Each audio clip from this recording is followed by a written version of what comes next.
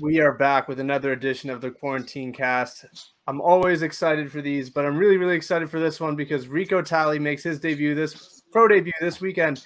How are you feeling? Man, I feel super excited, super ready, just ready to go out there and shine and I just know it's my time to go. I appreciate you taking time to talk to me during fight week. How hectic is fight week for you?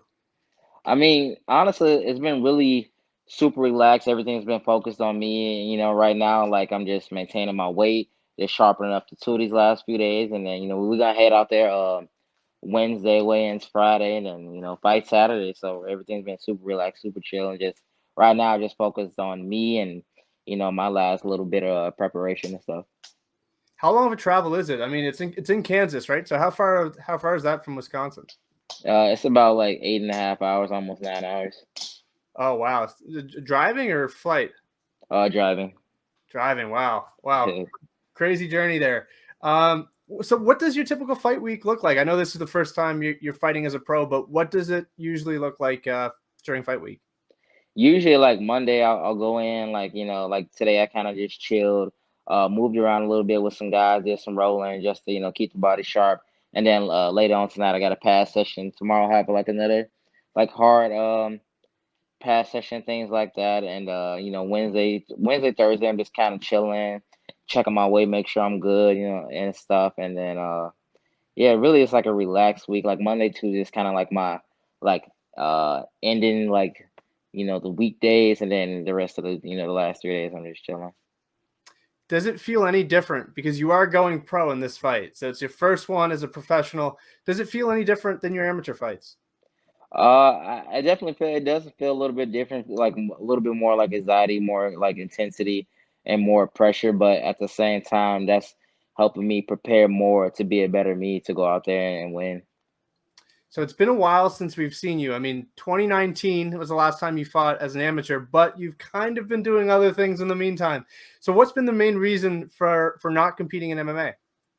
So the main reason I was scheduled, like after my last fight, I was scheduled for another fight in 2020, and then COVID happened. So it was supposed to be I was supposed to have another amateur fight in my hometown. COVID happened, didn't happen, and then I ended up finding Street Beefs, and like I just stuck with them there because they were still doing fights during the whole COVID, and then that just kind of kicked off from there. So how did that come about? I mean, you're champion there, Street Beefs, 9-0, undefeated. How did it come about? You fighting in Street Beefs?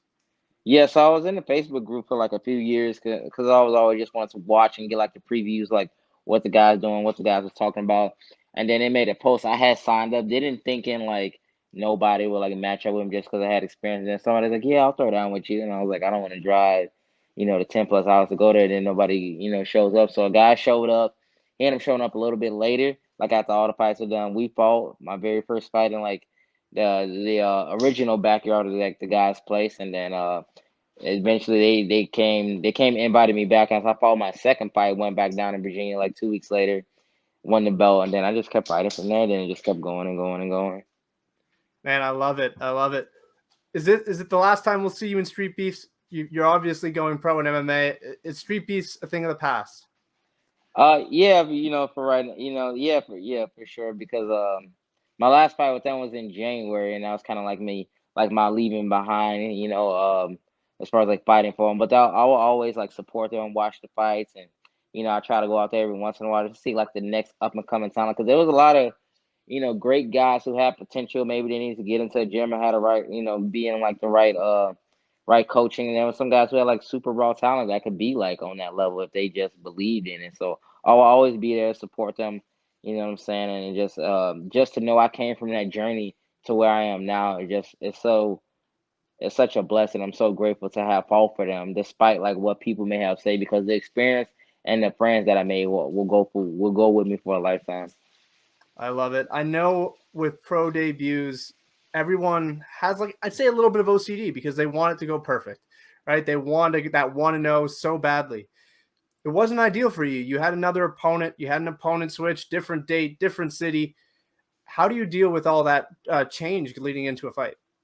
It's the same thing, what I'm saying, different days, same opponent. My mission is still the same: to go out there, get my hand raised, and implement my game plan. If my game plan don't work, it's like on the fly adjustment, you know what I mean? Like at this point being a professional. Same thing with the amateur. I had fights where I was supposed to fight this guy and they changed like the day of, So I mean, luckily this changed like a few weeks of. So, for me it's just a matter of just going out there, staying focused and, don't let anything distract me as far as like the little things and just focus on the big thing ahead. So Mohamed Zvolak, what do you know about him? How do you think you match up with him? What I know about him is he's a really good fighter. He was undefeated as an amateur. Despite his 0-1 record as a pro, it doesn't really speak to his skill set, and that's the case with a lot of fighters who like maybe they become 1 and 2 or 2 and 3, super skilled guys. But you got to look at who they're facing. They're facing killers. Are they facing like guys who like finna be in the UFC or guys who were like former champions and maybe like in a other organization? So it doesn't really speak to Muhammad's skills. I think he's a great fighter. He has good stand up. He has good grappling. And as far as the matchup, I think we match stylistically. We match up, great. He's southpaw. I'm orthodox. He's a grappler. I'm a grappler. I strike. He strikes. So stylistically, it's a very good matchup. I couldn't help but notice you're repping Rufu Sport. You train there. What's it like working at a gym like that? Obviously surrounded by so many great guys, Sergio Pettis, Anthony Pettis, Duke, so many guys there. What's it like being at that gym? It's like I got there in February this year, so I've been there a little bit, like a little over like 7, 8 months.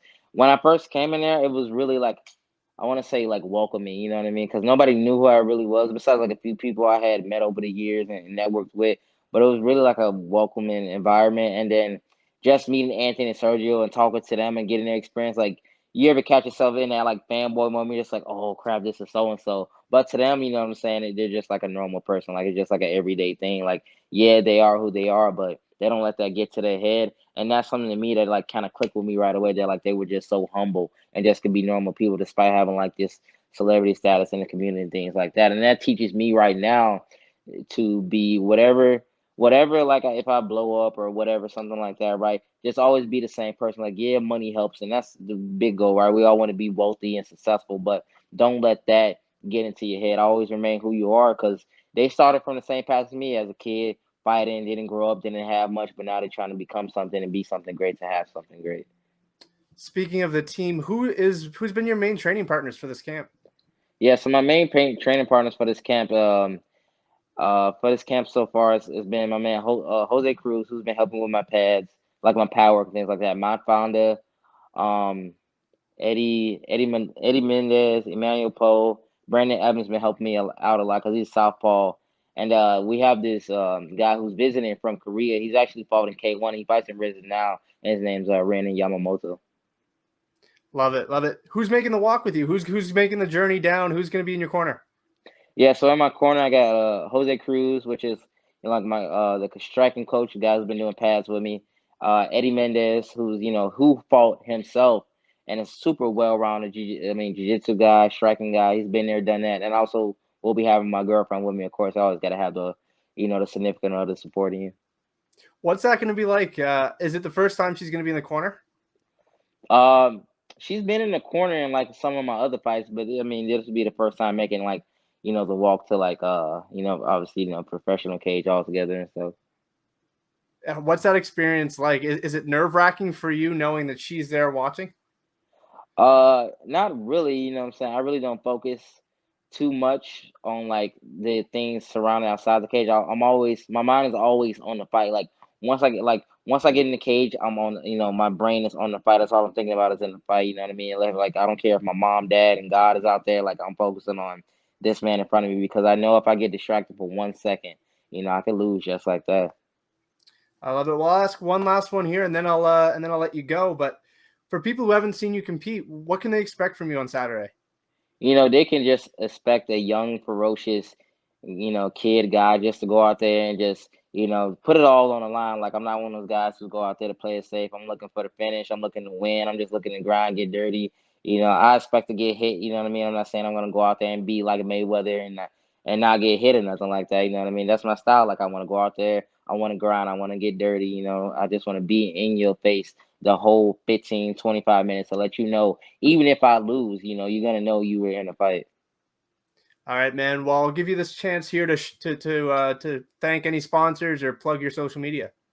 Yeah, if you guys want to follow me and follow the journey, I'm saying you could follow my Instagram at Champ Reckless Rico, then add me on Facebook at Rico Tally. But I just want to give a shout out to my there's so many to name, but just all the sponsors, that's been with me throughout the years, and even the new ones, all the haters, all the supporters. It's been a long journey to get to where I am now. And I always say, like, no matter where you come from, even if it's not much, always believe you can get out of any situation that you've been in. There's never an end to the tunnel. There's always going to be a light at the end of the tunnel, even when you think there isn't one. Even if it's just a glimmer of a small hope, you always have to be optimistic and know that you can get on to a better day.